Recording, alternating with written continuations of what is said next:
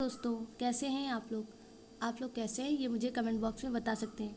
I hope आप सभी लोग अच्छे होंगे। तो चलिए सभी को मेरी तरफ से गुड मॉर्निंग। ठीक है, और हम लोग अपने दिन की शुरुआत अब करते हैं। ठीक, आज वैसे टाइम ज़्यादा हो गया वीडियो रिकॉर्ड करते टाइम। ठीक है, क्योंकि अभी ही 8:51 हो रहा है और ये वीडियो आते आते 9:30 हो जाएगा। ठीक है, तो सॉरी फॉर लेट। चलिए, लेकिन कोई बात नहीं, अच्छा पढ़ाना चाहिए और अच्छा चीज़ आप लोगों तक पहुंचाने की कोशिश रहती है। इस वजह से देर हो जाएगी तो कोई बात नहीं। देखिए, हम लोग अपने रोज़ की सेशन को शुरुआत करने से पहले आप लोगों को एक मैप का क्वेश्चन, ठीक है, एक मैप का क्वेश्चन और एक करंट अफेयर्स का टॉपिक प्रोवाइड किया जाता है। ठीक है, on the basis of UPSC pattern. ठीक है, तो ये यूपीएससी के पैटर्न पर होता है। ठीक है, और ये आप लोगों से मैक्सिमम टॉपिक जितने बताए जाते हैं, हो सकता है उनमें से क्वेश्चन पुटअप कर लिया जाए। ठीक है, तो मैपिंग में आप लोगों को आज जाकर देखना है हाईली गुब्बी, ठीक है, वॉल्केनो, जो हाल ही में चर्चा में था। ठीक है, और उसके बाद आप लोगों को मैप में, उसके बाद करंट अफेयर्स का टॉपिक आप लोगों को करंट अफेयर्स में राज्यपाल, ठीक है, राज्यपाल के बारे में पूरा पढ़ना है। ठीक, तो आई होप आप लोग इन दोनों को तैयार करोगे। ठीक है, और उसके साथ ही मुझे पूरा यकीन भी है कि आप लोगों ने कल का टॉपिक पूरा कवर किया होगा। ठीक है, और अच्छे से पढ़ा होगा। ठीक, तो अब चलिए हम लोग शुरुआत करते हैं, लेकिन उससे भी पहले आप लोगों को चैत्र नवरात्रि की 9 वर्ष की हार्दिक शुभकामनाएं। माँ दुर्गा सबकी इच्छाओं को पूरी करे। ठीक है, और जितने भी बच्चे जुड़ रहे हैं उन सब का यूपीएससी प्रीलिम्स निकले। ठीक है, तो इन्हीं शुभकामनाओं के साथ चलिए शुरुआत करते हैं। ठीक है, और उसके पहले अगर आप लोगों को मेरे द्वारा पढ़ाई गई, समझाई गई सारी चीज़ें अच्छी लगती हैं, ठीक है, तो मेरा चैनल सब्सक्राइब करना मत भूलिए। ठीक, चैनल को सब्सक्राइब करिए, क्योंकि आने वाले दिनों में ये चैनल आप लोगों को बहुत लाभदायक होगा। ठीक है, आप लोगों की पढ़ाई के लिए। तो और उसके बाद ये वीडियो सभी लोग लाइक करोगे। ठीक है, क्योंकि सेशन को लाइक करोगे तो आप लोगों के जैसे बहुत सारे बच्चों का जो हिंदी मीडियम में सफ़र कर रहे हैं, ठीक है, उनका थोड़ा भला हो पाएगा। ठीक, तो अब हम लोग चलिए शुरुआत करते हैं। 1 मिनट। ठीक है, चलिए, कल हमने आप लोगों को महावीर स्वामी तक चीज़ों को कवर करवा दिया था, लेकिन एक बार आज फिर से रिवाइज़ कर लेते हैं ताकि आप लोगों को कल की चीज़ों में रिमेंबर करने में कोई भी परेशानी ना हो। तो चलिए एक बार फिर से आप लोगों को देखते हैं क्या है। देखो, महावीर स्वामी का जन्म 599 ईस्वी पूर्व में वैशाली के कुंडल ग्राम में हुआ था। ठीक है, तो उसके बाद महावीर स्वामी का जो कुल है वो कुल ज्ञात्रक है ना। गोत्र जो है वो कश्यप है और वंश जो है वो इक्ष्वाकु है। ठीक है, इनके पिता का नाम सिद्धार्थ है, ये बात याद रखोगे। फिर महावीर स्वामी के पिता वज्जी संघ के 8 गणराज्यों में से एक हैं, ये भी बात याद रखोगे। माता का नाम इनका त्रिशला है। ठीक है, और इनके अन्य नाम है प्रियकारिणी और विदेह दत्ता आता है। ठीक है, इतना रेलिवेंट नहीं है, इसीलिए आप माता का नाम सिर्फ त्रिशला याद रख सकते हो। ठीक है, महावीर स्वामी की जो माता है वो लिच्छवी नरेश चेतक की बहन थी। ठीक है, तो इसको आप लोग थोड़ा माइंड में रख सकते हो।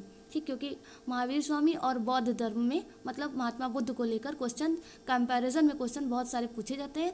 तो इस तरह से, क्योंकि दोनों राजा थे, दोनों राजा के पुत्र थे, दोनों राजवंश से थे।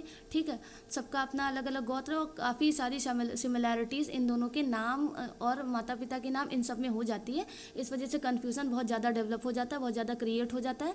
तो आप लोग थोड़ा एक्टिव रिकॉल करके, एक्टिव माइंड करके चीज़ों को ध्यान से देखोगे, ठीक, पढ़ोगे। ठीक है, फिर इनकी पत्नी जो है, इनकी पत्नी का नाम, महावीर स्वामी की पत्नी का नाम क्या है, यशोदा है, जो कि कुंडी नए गोत्र से हैं। ठीक है, भाई का नाम नंदीवर्धन है, बहन का नाम सुदर्शन है। ठीक, बहन का नाम सुदर्शन है। फिर इनकी पुत्री का नाम प्रियदर्शना है या अड़ौजा भी बोला जाता है, और उसके पति का नाम जमाली है। ठीक, महावीर स्वामी के बचपन का नाम वर्धमान था। ठीक, और 30 वर्ष की अवस्था में इन्होंने अपने बड़ी भाई नंदीवर्मन से आज्ञा लेकर गृह त्याग कर दिया गया था। अशोक वृक्ष के नीचे अपने सभी अलंकार इन्होंने उतार कर भिक्षु बन गए थे। ठीक है, ये सारी कल चीज़ें मैंने आप लोगों को पढ़ा दी है, सिर्फ एक बार आप लोगों को चीज़ें याद दिलाने के लिए मैं सिर्फ एक रिवाइज़ करवा रही हूँ। ठीक है, उसके बाद इसको जल्दी से रिवाइज़ करवा के हम अपने आगे सेशन में बढ़ेंगे। ठीक, फिर महावीर स्वामी ने जो गृह त्याग किया वो 13वें महीने में स्वर्ण बालुका नदी के तट पर अपने वस्त्रों का त्याग कर दिया था। ठीक है। फिर नालंदा में महावीर स्वामी की भेंट मकलीपुत्र गोशाल से हुई थी। ठीक है। प्रारंभ में वे महावीर का शिष्य बन गया था। ठीक है। लेकिन किंतु 6 वर्ष के बाद महावीर स्वामी का साथ छोड़कर वो आजीवक नामक संप्रदाय की स्थापना उसने कर दी थी। तो अब ये बात इम्पॉर्टेंट है और याद रखना। ठीक है। क्योंकि मकलीपुत्र गोशाल ने किसकी स्थापना की थी? आजीवक संप्रदाय की स्थापना मकलीपुत्र गोशाल ने की थी। ठीक है। फिर जैन ग्रंथ जो आचारंग सूत्र में उनकी कठोर तपस्या का वर्णन भी मिलता है। फिर महावीर स्वामी को 42 वर्ष की अवस्था में जाम्भिक ग्राम के समीप ऋजुपालिका नदी, ठीक, ऋजुपालिका नदी के तट पर, है ना, ज्ञान प्राप्ति हो गई थी। तो इतना बात याद रखोगे, 42 वर्ष की उम्र में जाम्भिक ग्राम ऋजुपालिका नदी के तट पर ज्ञान की प्राप्ति हो गई थी। ठीक है। ज्ञान प्राप्ति के बाद महावीर स्वामी को निम्न नामों से पुकारा गया था। पहला क्या था? पहला कैवलिन। कैवलिन का अर्थ होता था सर्वोच्च ज्ञान मिलने का कारण। मतलब कैवलिन उनको इसलिए नाम रखा गया उनका क्योंकि उनको सर्वोच्च ज्ञान मिल गया था। उनको सर्वोच्च ज्ञान मिलने का कारण क्या था? सिर्फ उनकी मनोदशा। ठीक है। क्योंकि उन्होंने चाहा, और जो मतलब मेरी मम्मी कहती है कि जो इंसान जो कुछ चाहता है, जो करना चाहता है, वो कर लेता है। ठीक है। बस उसके पीछे क्या होना चाहिए? उसकी नीयत साफ होनी चाहिए और भगवान के प्रति उसका समर्पण होना चाहिए उस कर्म को लेकर। ठीक है। तो शायद ये होगा महात्मा बुद्ध के अंदर, मतलब सॉरी महात्मा जैन धर्म के अंदर। सॉरी, मेरा गला खराब हो गया। चलिए, ठीक है।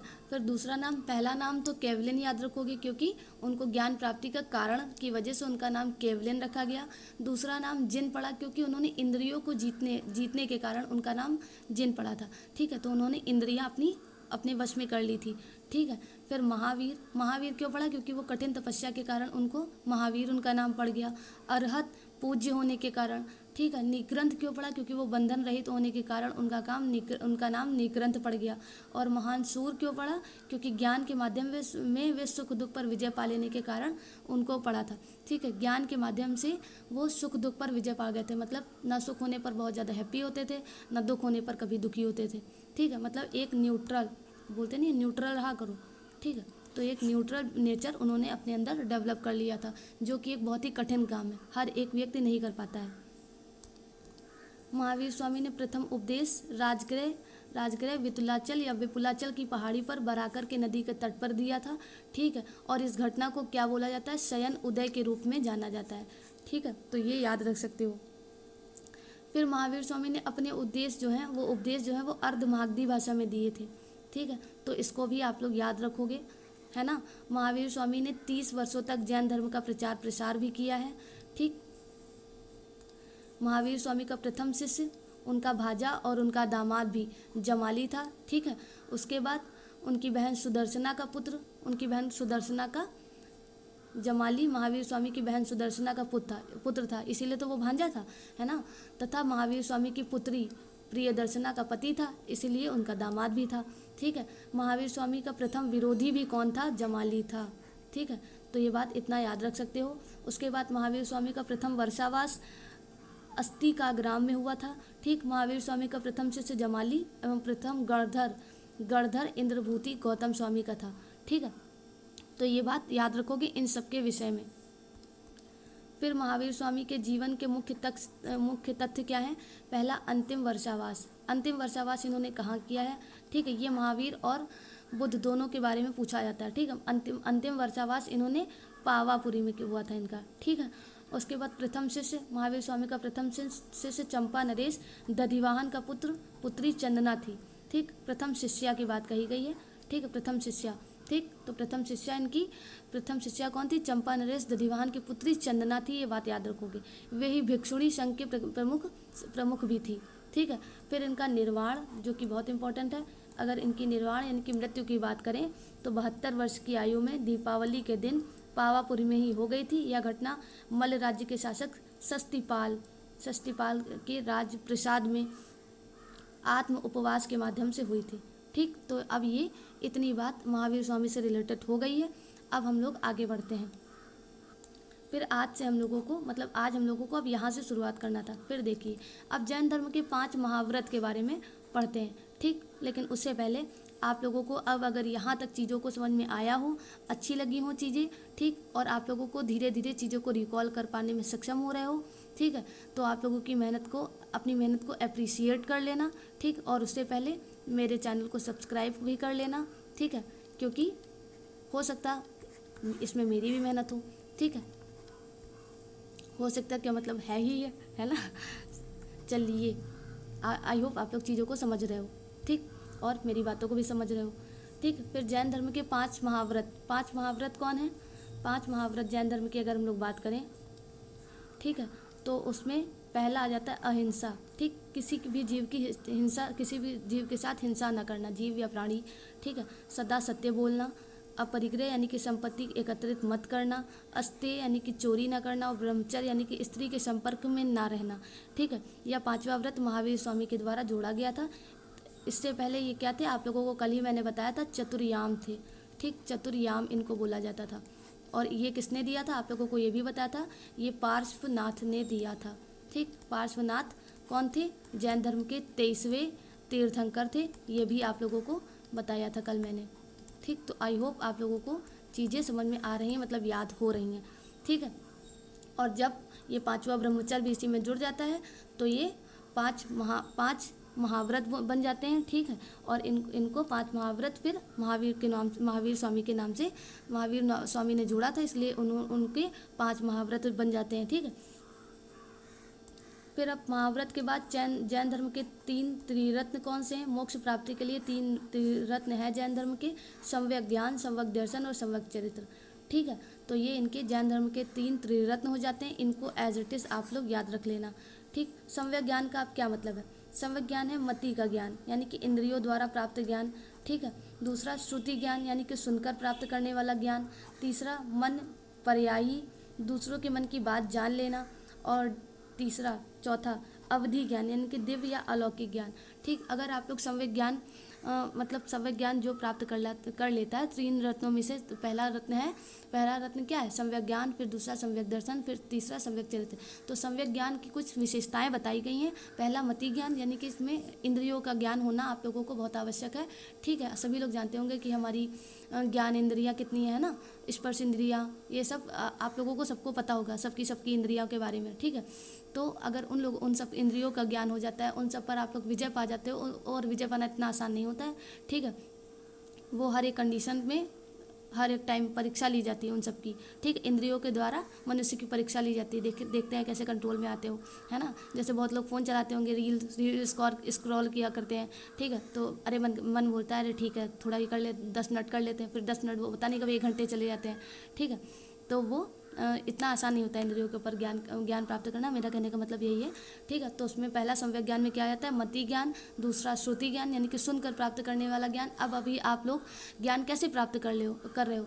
एक तो आप लोग स्क्रीन को देख रहे हो, ठीक है, चीज़ों को पढ़ रहे हो, ठीक है, तो आप लोगों की दृश्य इंद्रियां काम कर रही हैं, ठीक है ना, नेत्र उसमें काम कर रहे हैं ना। उसके बाद आप लोग सुन भी रहे हो, ठीक है, तो सुनकर प्राप्त करने वाला ज्ञान भी आप लोग इंद्रियों के माध्यम से कर रहे हो, ठीक। मना प्रिया, यानी कि मन की बातों को भी जान ले रहे हो। आप लोग जब चीज़ों को सुन रहे हो, समझ रहे हो, तो आप, मेरा कहने का मतलब और आप लोगों को बताने का मतलब क्या है, आप लोग कुछ तो समझ ही रहे होगे ना कि मैम क्या बताना चाहती हैं, क्या हम लोगों को बताना चाहती हैं, क्या पढ़ाना चाहती हैं ना, किस चीज़ से रिलेट करना चाहती हैं, तो कुछ चीज़ें समझ रहे होगे, ठीक है।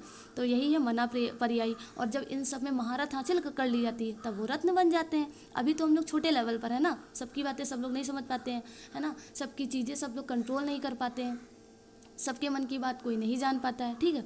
उसके बाद अवधि ज्ञान यानी कि दिव्य अलौकिक ज्ञान को अवधि ज्ञान बोलते हैं। आई होप आप लोगों को चीज़ें समझ में आई हैं, ठीक है। चलिए अब हम लोग नेक्स्ट स्लाइड पर मूव करेंगे।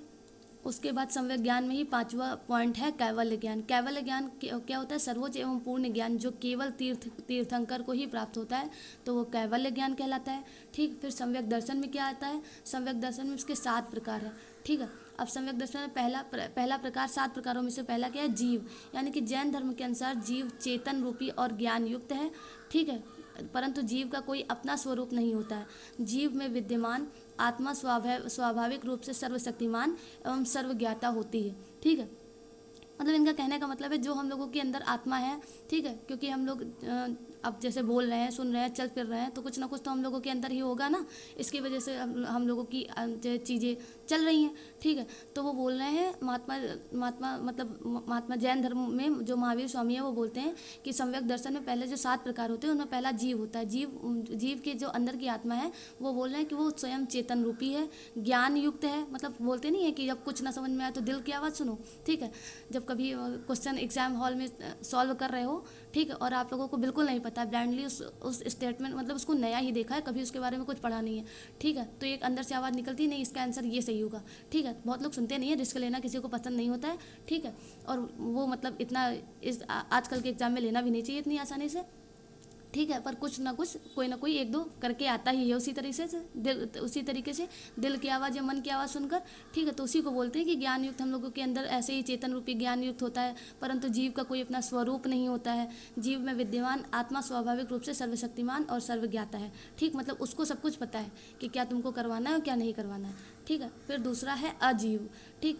ये जड़ रूपी और ज्ञान रहित है। एक हम लोगों के अंदर जीव भी है, ठीक, और एक अजीव भी है, ठीक। तो अजीव मतलब ये जड़ रूपी है, ज्ञान रहित है। इसके 5 वेद हैं, पुद्गल, पुद्गल, धर्म, अधर्म, आकाश, आकाश और काल। यहाँ पुद्गल का अर्थ ऐसे तत्व से है जिसका विभाजन किया जा सकता हो, यह एक प्रकार का कर्म पदार्थ है, ठीक। तो आजीव के बारे में भी आप लोगों को आई होप समझ में आ गया हो। फिर तीसरा पॉइंट है आसत्व, ठीक। आसत्व यानी कि अज्ञानता के कारण कर्म जीव की ओर आकर्षित होने लगते हैं, यह स्थिति आसत्व कहलाती है, ठीक है। फिर चौथा बंधन, कर्म का जीव के साथ संयुक्त हो जाना ही बंधन कहलाता है। जब जीव के आत्मा में कर्म घुल मिल जाते हैं तो आत्मा एक प्रकार का रंग उत्पन्न करती है, यह रंग लेस्य कहलाता है, ठीक है। यह रंग लेस्य कहलाता है। लेस्य 6 रंगों का होता है, काला, नीला, धूसर, है ना। अब देखो काला, नीला और धूसर बुरे चरित्र का सूचक है, ठीक है। तो अब यहाँ से क्वेश्चन पूछ सकता है, ठीक। उसके बाद पीला, लाल, सफ़ेद अच्छे चरित्र का सूचक है, ठीक है। अब आई होप इतनी चीज़ें आप लोगों को समझ में आई हैं। फिर 5वां पॉइंट संवर है त्रिरत्नों यानी कि सम्यक ज्ञान, सम्यक दर्शन और सम्यक चरित्र के अनुसरण से कर्मों का जीव की ओर बहाव रुक जाता है, यह स्थिति संवर जाती है, ठीक। तो उसको संवर बोला जाता है, ठीक। फिर निर्जरा त्रिरत्न के अनुसरण के कर्मों का जीव की ओर बहाव रुक जाता है, ठीक, जिससे नए कर्मों का संचय नहीं होता है, ठीक। मतलब संवर का अपोजिट ही निर्जरा है, ठीक। तथा पिछले व्याप्त कर्म समाप्त होने लगते हैं, यह स्थिति निर्जरा कहलाती है, ठीक है। तो जो अच्छे कर्म करोगे, ठीक, तो इन तीनों के माध्यम से बोलते नहीं है कि इसकी ज़िंदगी संवर गई, तो वही से लिया गया, ठीक है। मतलब ज़िंदगी अच्छी हो गई, ठीक, कर्मों का फल मिल गया, ठीक। मतलब अच्छे कर्मों का फल मिल गया और उसकी लाइफ अच्छी हो गई, ठीक। अब संवर का ही उल्टा क्या होता है, निर्जरा। जब इन तीनों रत्नों के कर्मों का जो फल है वो एक टाइम ऐसा आता है कि आदमी के बुरे कर्म इतने हावी हो जाते हैं कि उसके द्वारा किए हुए अच्छे काम उन सब पर पानी फिर जाता है, वो सब समाप्त हो जाते हैं ना, और कर्मों का संचय उसके बाद नहीं होता है। उन बुरे कर्मों के बाद फिर अच्छे कर्मों का संचय नहीं होता है, ठीक है, उसी समाप्त हो जाते हैं। तो ये सब संचय का उल्टा निर्जरा इसी तरह से, इसी माध्यम से, इसी वे में जोड़ा गया है, ठीक है। तो आप लोग चीज़ों को समझ रहे होंगे। फिर 7वां क्या है, मोक्ष यानी कि निर्वाण। ये सबसे अच्छा और सबसे पवित्र माना गया है, ठीक है। जब जीव के कर्मों का अवशेष पूर्णतः समाप्त हो जाता है तब उसे मोक्ष की प्राप्ति होती है। इस प्रकार जैन धर्म में कर्म का जीव से वियोग ही मोक्ष कहा गया है, ठीक। मोक्ष के पश्चात जीव पुनर्जन्म के चक्र से मुक्त हो जाता है तथा अनंत चतुष्टय यानी कि अनंत ज्ञान, अनंत दर्शन, अनंत वीर यानी कि ऊर्जा का अनंत सुख की प्राप्ति कर लेता है, ठीक। तो मोक्ष प्राप्त करना सबसे बड़ी बात होती है जैन धर्म में, ठीक, मतलब सब में। फिर अब आता है सम्यक चरित्र की बात, ठीक। तीसरा सब देखो, पहला हम लोगों ने सम्यक ज्ञान पढ़ा, फिर सम्यक ज्ञान में हम लोगों ने 4-5 पॉइंट डिस्कस किए। फिर सम्यक दर्शन में हम लोगों ने 7 पॉइंट डिस्कस किए। फिर उसके बाद अब सम्यक चरित्र की बात आती है, तो त्रिरत्नों में सर्वाधिक बल सम्यक चरित्र पर दिया गया है, ठीक, मतलब अच्छा चरित्र। फिर जैन धर्म के 4 शिक्षा व्रत हैं, वो कौन कौन से हैं। गृहस्थों के लिए क्या है, पहला देश विरति, किसी देश या प्रदेश की सीमा से आगे ना जाना, ये 4 शिक्षा व्रत है ना। दूसरा सामायिक व्रत यानी कि दिन में 3 बार ध्यान लगाना। फिर तीसरा प्रोष्ठोपवास यानी कि उपवास करना। फिर वैयाव्रत में क्या है, दान देना और पूजा करना। तो ये गृहस्थों के लिए है, जो अपने गृहस्थ जीवन बिताते हैं ना, तो उनके लिए ये 4 शिक्षा के व्रत में से ये 4 हैं। ठीक, तो आप लोग इनके बारे में याद रखोगे, मतलब थोड़ा थोड़ा याद रखो, ये इतना ये पूछा नहीं जाएगा, पर पढ़ाने का पढ़ा दे रहे हैं। ठीक है, फिर उसके बाद काया क्लेश क्या है, इसके अंतर्गत उपवास के द्वारा आत्महत्या का विधान है। यानी कि अब अगर आप लोगों को बताना चाहें तो हाल ही में आप लोगों ने हरीश राणा का केस सुना होगा। ठीक है, हरीश राणा का केस सुना होगा। ये गाजियाबाद के व्यक्ति हैं। ठीक है, और मतलब एक लड़का था। ठीक है, तो ये अपने छोटी उम्र में लगभग 22 या 23 साल की उम्र में अपनी 4 मंजिल की कहीं, मतलब गाजियाबाद में इसका घर था, वहाँ 4 मंजिल से गिर गया था। ठीक, तो इसकी पूरी बॉडी क्या थी, वेजिटेटिव स्टेज पर आ गई थी। ठीक है, पूरी बॉडी पैरालाइज हो गई थी, काम वाम नहीं कर रही थी। ठीक है, आज के मतलब तब के आज से मतलब ये 2013 का केस था, तो आज से लगभग 13 साल हो चुके हैं। ठीक है, तो ये अभी तक उसी तरह है। अब सुप्रीम कोर्ट ने क्या फैसला सुना दिया, अब सुप्रीम कोर्ट ने जो है, जो कि भारत में अलाउड है, भारत में क्या अलाउड है, भारत में पैसिव यूथेनेसिया अलाउड है ना, पैसिव यूथेनेसिया। अब अगर यूथेनेसिया की बात करें, देखो हम लोग थोड़ा टॉपिक से भटक चुके हैं, पर आप लोगों को ये भी समझाना जरूरी है, क्योंकि ये इससे रिलेटेड है। ये आप लोगों को काया क्लेश के बारे में समझा देगा। ठीक है, तो आप लोग थोड़ा समझने की कोशिश करना। ठीक, अब यूथेनेसिया की बात की गई, तो यूथेनेसिया 2 प्रकार के होते हैं, एक एक्टिव, ठीक है, एक एक्टिव और दूसरा पैसिव। ठीक है, तो एक्टिव जो है, एक्टिव यूथेनेसिया जो है वो इंडिया में बिल्कुल अलाउड नहीं है। ठीक है, और पैसिव यूथेनेसिया इंडिया में अलाउड है। ठीक, मैक्सिमम देशों में जो है पैसिव यूथेनेसिया ही चलता है। पैसिव यूथेनेसिया में क्या होता है कि जो है, जैसे कि कोई पेशेंट है, तो उसका जैसे वो पेशेंट है तो उसका इलाज वेंटिलेटर से चल रहा है, या कुछ स्पेशल दवाई हैं उससे चल रहा है। ठीक है, तो इस माध्यम से उसकी बॉडी रिकवर नहीं कर रही है, पर उसकी बॉडी चल रही है। ठीक है, उसकी सांसें नहीं छूट रही हैं, वो जिंदा है।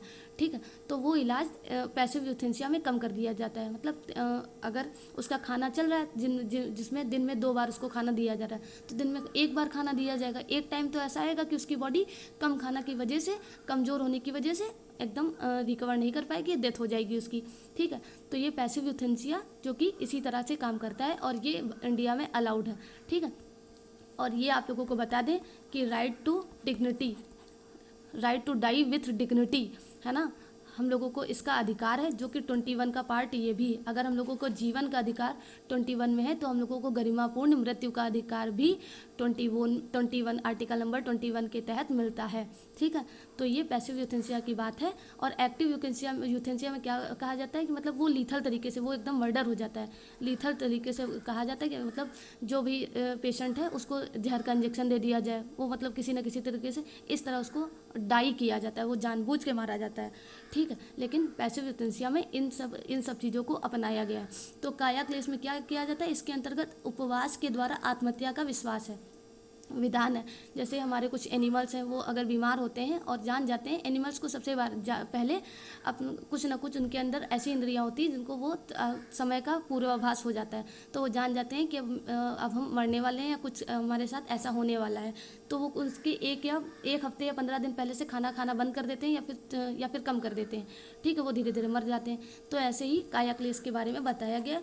आई होप आप लोगों को मेरी चीज़ें समझ में आई हैं। ठीक है, और अब ये कॉन्सेप्ट भी समझ में आ ही गया होगा। ठीक है, चलिए अब हम लोग नेक्स्ट स्लाइड पर मूव करेंगे। फिर संलेखना पद्धति की बात कही गई है। संलेखना पद्धति में क्या होता है, इस पद्धति को संलेखना या निषिद्धि भी कहा जाता है। जैन ग्रंथों के अनुसार मौर्य सम्राट चंद्रगुप्त ने श्रवणबेलगोला मैसूर में इस पद्धति का द्वारा अपने प्राणों का त्याग किया था। तो ये बात याद रखोगे। ठीक है, मतलब जान को त्यागने के 2-3 तरीके बताए गए हैं। पहला आप लोगों को हमने क्या बताया, काया क्लेश है ना, जिसमें मैंने आप लोगों को अभी एग्जाम्पल देकर चीज़ों को समझाया। उसके बाद संलेखना पद्धति के द्वारा भी अपनी जान को त्यागा जाता है ना, अपने प्राण को त्यागा जाता है, जिसमें जैन ग्रंथों के अनुसार मौर्य सम्राट चंद्रगुप्त मौर्य ने भी इसी तरह अपने श्रवणबेलगोला मैसूर में अपनी जान को त्यागा था। ठीक है, इस पद्धति में संलेखना या निषिद्धि भी कहा जाता है। पश्चिमी गंग वंश के राजा नीति मार्ग ने 1870 ईस्वी में भी संलेखना का पालन किया था।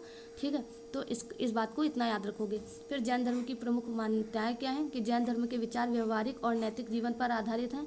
अहिंसा पर अत्यधिक बल दिया गया है। ठीक, पुनर्जन्म और कर्म, जैन धर्म पुनर्जन्म और कर्मों में विश्वास करता है तथा इसमें 8 प्रकार के कर्म माने गए हैं। ठीक है, अब वो 8 प्रकार के कर्म कौन से हैं? ठीक, मनुष्य स्वयं अपने भाग्य का विधाता होता है। ठीक, वो आठ प्रकार के कर्मों के माध्यम से उन्होंने क्या बताया कि मनुष्य अपने स्वयं भाग्य का विधाता बनता है। पहला क्या है? मोक्ष। कर्म का जीव से वियोग होना ही मोक्ष है। दूसरा, सृष्टि की अवधारणा। जैन धर्म के अनुसार सृष्टि का निर्माण ईश्वर ने नहीं किया है। ठीक, बल्कि यह जीव और अजीव के संयोग से बना है। सृष्टि नित्य और शाश्वत है। ठीक है, तो जैन धर्म जय मतलब ईश्वर में बिलीव नहीं करते थे, तो ये बात इतना याद रखोगे। उसके बाद संसार की वास्तविकता इन्होंने क्या बताई है कि यह धर्म संसार की वास्तविकता और सत्य को स्वीकार करता है। वर्ण व्यवस्था, विशेष रूप से इसमें वर्ण व्यवस्था की निंदा नहीं की गई है। ठीक है, ईश्वर और वेद की अगर बात करें तो जैन धर्म वेदों की सत्ता को स्वीकार नहीं करता है। ठीक है, हालांकि यह ईश्वर के अस्तित्व को मानता है। ठीक, ईश्वर के अस्तित्व को जैन धर्म मानता है, लेकिन वेदों की सत्ता को स्वीकार नहीं करता है, इतनी बात याद रखना। लेकिन उनका स्थान जिन के बाद आता है। उन्होंने बोला है जिन सर्वश्रेष्ठ है, ईश्वर से भी ज़्यादा सर्वश्रेष्ठ है। ठीक, तो ये जैन धर्म के अपने मत हैं, इनको एक बार याद रखोगे क्योंकि ये स्टेटमेंट में पूछे जाते हैं और पूछे जाएंगे भी जब जैन या बौद्ध से क्वेश्चन बनेगा। ठीक, क्योंकि ये इंपॉर्टेंट है। फिर अगर हम लोग जैन धर्म के दर्शन की बात करें तो जैन धर्म के दर्शन जो है वो जीवन के गहरे रहस्यों को समझने का प्रयास करते हैं, जिसमें निर्वाण यानी कि मोक्ष दर्शन का अंतिम लक्ष्य प्राप्ति है ना, अंतिम लक्ष्य है। इसका अर्थ है जीव से कर्म जाल की तरह, जीव जो है वो कर्म जाल से पूरी तरह छूट जाए, है ना। फिर सांख्य दर्शन से समानता इसकी क्या है कि जैन दर्शन हिंदू सांख्य दर्शन से काफ़ी निकट माना जाता है। अब ये इतना इंपॉर्टेंट, ये पॉइंट इंपॉर्टेंट है, तो इतना याद रखो क्योंकि ये स्टेटमेंट में करके पूछ सकता है कि जैन धर्म ऐसे करेगा, मतलब ऐसे पूछेगा। स्टेटमेंट ए, जैन धर्म केवल निर्वाण या मोक्ष में बिलीव करता है और उसका हिंदू दर्शन सांख्य दर्शन से कोई भी समानता नहीं है। तो ऐसे स्टेटमेंट आ सकता है। बस अब सब लोग गलत कर सकते हैं, तो इस बात को याद रखो, ऐसे पढ़ना है। ठीक है, फिर तत्व मीमांसा। जीव में 2 तत्व सदैव विद्यमान रहते हैं, आत्मा एवं भौतिक तत्व। आत्मा और भौतिक तत्व। जीव को चेतना युक्त, अजर और अमर माना गया है। मूल सिद्धांत क्या है? जैन धर्म का मूल आधार अनेकांतवाद, श्यायदवाद और अनिश्चरवाद है। इन तीनों को ऐसे ही याद रखोगे। ठीक है, फिर अगर हम लोग श्यादवाद की उसमें बात करें, श्यादवाद या अनेकांतवाद सिद्धांत की बात करें तो यह जैन धर्म की आधारशिला है, जिसके अनुसार सत्य को अलग अलग दृष्टिकोणों से देखा जा सकता है। इसमें वास्तविकता की बहुलता का सिद्धांत भी कहते हैं। किसको? अनेकांतवाद को, श्यादवाद को। ठीक है, तो ये इतना इंपॉर्टेंट है, आप इसको याद रखोगे। फिर अब इसमें क्या है? इसमें सप्तभंगी नय यानी कि 7 स्वरूप हैं। ठीक है, पहला स्यात् अस्ति यानी कि शायद है, स्यात् नास्ति यानी शायद नहीं है, स्यात् अस्ति चा नास्ति शायद है और नहीं है, स्यात् अव्यक्त शायद कहा नहीं जा सकता, स्यात् अस्ति चा अव्यभक्त शायद किंतु नहीं कहा जा सकता, स्यात् नास्ति अव्यक्तम शायद नहीं है और कहा नहीं जा सकता, स्यात् अस्ति चा नास्ति अव्यक्तम चा शायद है ना, शायद है किंतु नहीं है और नहीं कहा जा सकता। ठीक है, तो ये इसके 7 स्वरूप हैं, वो ऐसे एज इट इज़ आप लोगों को मैंने पढ़ा दिए हैं। एक बार देख लेना और चीज़ों को बस खाली समझ लेना, इतना कुछ इसको रिमेंबर करने की ज़रूरत नहीं है। ठीक है, फिर जैन संघ और उसकी संरचना क्या है? महावीर स्वामी ने पावापुरी में जैन संघ की स्थापना की थी। संघ के सदस्यों को निम्नलिखित श्रेणी में बांटा गया, पहला पद और दूसरा श्रेणी विवरण। अब ये याद रखोगे। ठीक, पहले तीर्थंकर है ना, और अवतार पुरुष अगर हम लोग देखें तो अरहत। ठीक, तीर्थंकर क्या थे? ये अवतार पुरुष थे। अरहत जो निर्वाण के लिए बहुत करीब थे। आचार्य जैन सन्यासी समूह का प्रधान होता था। उपाध्याय जैन धर्म के अध्यापक या संत होते थे। भिक्षु या भिक्षुणी संन्यास जीवन व्यतीत करने वाले व्यक्ति थे। श्रावक या श्राविका गृहस्थ होकर भी संघ के सदस्य थे। और निष्क्रमण जैन संघ में प्रवेश करने के लिए एक विधि संस्कार किया जाता था, उसको निष्क्रमण बोला जाता था। ठीक है, तो ये श्रेणी आप लोग याद रख सकते हो क्योंकि इन्हीं में से 2-3 पॉइंट उठाकर पूछा जा सकता है। ठीक है, फिर अब अगर हम लोग जैन धर्म से रिलेटेड कुछ महत्वपूर्ण तथ्य की बात करें तो जैन मठ को बसादी कहा जाता था। ठीक है, महावीर स्वामी के बाद संघ के अध्यक्ष क्रमशः सुधर्मन और जम्बू स्वामी अंतिम कैवलिन बने थे। ठीक, महावीर स्वामी के अपने 11 अनुयायियों का एक संघ बनाया था। ठीक, जिन्हें गणधर कहा जाता था। तो ये बात याद रखोगे। ठीक है, फिर उन 11 गणधरों के नाम इस प्रकार थे कुछ। इंद्रभूति जो कि प्रथम थे, तो प्रथम बस याद रखो। अग्निभूति, वायुभूति, व्यक्त, सुधर्मन, मंडित, मौर्यपुत्र, अंकपति, अंकपीत, अचल भ्राता, वेतार्य और प्रभास। ठीक, उत्तर जीवता क्या है कि इंद्रभूति, गौतम और सुधर्मन को छोड़कर बाकी सभी गणधरों की मृत्यु महावीर स्वामी के जीवन काल में ही हो गई थी। तो ये एक्सेप्शन है, इस वजह से इसको याद रखेंगे। ठीक, महावीर स्वामी की मृत्यु के बाद केवल सुधर्मन ही जीवित बचे थे, ये भी एक्सेप्शन है। ठीक, तो ये भी याद रखोगे। ठीक है, शलाका पुरुष की बात कही गई। जैन धर्म के अनुसार कुल 63 विशेष शलाका पुरुष यानी कि महान पुरुष माने जाते हैं, जिनमें शामिल कौन है? 24वें तीर्थंकर जो कि महावीर स्वामी है। ठीक है, उसके बाद 12 चक्रवर्ती। ठीक, फिर 9 बलभद्र, 9 नारायण और 9 प्रतिनारायण। ठीक, तो इतने आप लोग याद रख सकते हो। फिर जैन संगीतियाँ जो कि अब इम्पोर्टेंट टॉपिक है। देखो, अब जैन संगीति इम्पोर्टेंट है और ये हमेशा याद रखना। प्रथम जैन संगीति। ठीक, समय क्या है इसका? 4वीं शताब्दी ईस्वी पूर्व। स्थान क्या है? पाटलिपुत्र है। ठीक, फिर अध्यक्ष इसमें कौन है? स्थूलभद्र हैं। ठीक, उसके बाद शासक कौन है? इसमें चंद्रगुप्त हैं। विशेष कार्य इनका क्या है? जैन धर्म के 12 अंगों का संकलन हुआ था और जैन धर्म 2 मतों में विभाजित हो गया था, श्वेतांबर और दिगंबर। तो ये प्रथम जैन संगीति के बारे में है। आप लोग याद रख सकते हो चीज़ों को अच्छी तरीके से। ठीक है, उसके बाद अब द्वितीय जैन संगीति। समय क्या है इसका? 6वीं शताब्दी ईस्वी पूर्व है, यानी कि लगभग 512 ईस्वी। ठीक, स्थान इसका क्या है? वल्लभी, गुजरात। अध्यक्ष देवर्षि ऋषिगणी यानी कि क्षमा श्रवण। विशेष कार्य क्या है? जैन धर्म के ग्रंथों यानी कि जो आगम जो है वो जैन धर्म के ग्रंथ हैं, उनका अंतिम रूप से संकलन कर उन्हें लिपिबद्ध करना। लिपिबद्ध यानी कि इन्होंने किया था। महत्वपूर्ण नोट में 4वीं और 5वीं शताब्दी के दौरान मथुरा में अध्यक्ष खांडिल्य और वल्लभी यानी कि अध्यक्ष नागार्जुन में भी क्षेत्रीय सभाएं आयोजित की गई थी। ठीक है, उसके बाद अब जैन धर्म के तीर्थंकर और प्रतीक चिन्ह।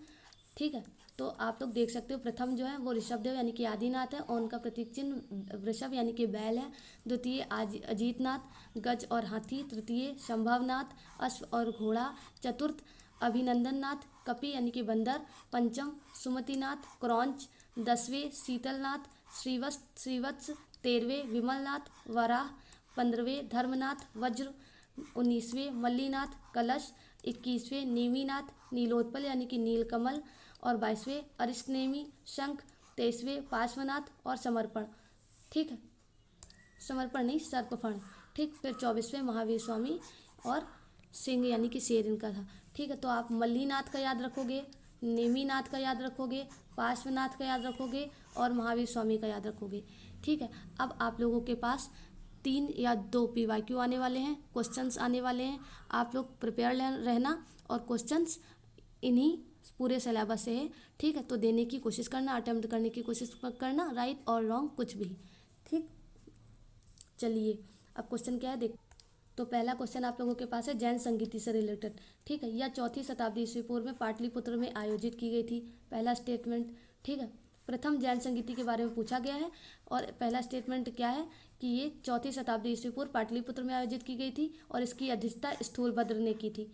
ठीक, फिर दूसरा स्टेटमेंट क्या है?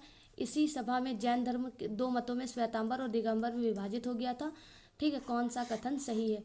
1 एंड 2, 2 एंड 3 या 1, 2 एंड 3। ठीक है, तो इसका आंसर कमेंट बॉक्स में देने की कोशिश करना आप लोग। अब हम लोग नेक्स्ट क्वेश्चन पर मूव करेंगे। द्वितीय क्वेश्चन, द्वितीय जैन संगति के बारे में कहाँ आयोजित की गई थी? पाटलिपुत्र, वल्लभी, राजगृह और वैशाली। सिर्फ आप लोगों को थोड़ा सा दिमाग पर जोर डालने की वजह से क्वेश्चंस रखे गए हैं, जिससे आप लोगों का रिवीजन अच्छे से होता रहा और आप लोगों की प्रैक्टिस भी चलती रहे। ठीक है, तो कमेंट बॉक्स में इन दोनों आंसर को देने की कोशिश करना। ठीक है, बाकी के MCQ और PYQ टॉपिक के ख़त्म होने के बाद लाए जाएंगे। तो चलिए आज के लिए बस इतना ही। ठीक है, और सभी को आई होप मेरे द्वारा पढ़ाई गई चीज़ें को बहुत अच्छे से समझ में आ गया होगा। जिसको अच्छी लगी वीडियो प्लीज़ लाइक ज़रूर करना। ठीक है ना, और चैनल को जितने भी नए बच्चे आए फिर से बोल रहे हैं कि सब्सक्राइब करना मत भूलना। ठीक, क्योंकि आने वाले दिनों में ये चैनल आप लोगों के लिए बहुत लाभदायक सिद्ध होगा। ठीक है, तो आज के लिए बस इतना ही। अब हम लोग अपनी इसी बातों के साथ कल फिर मिलेंगे। ठीक है, आज के लिए have a nice day, bye bye, take care, जय हिंद।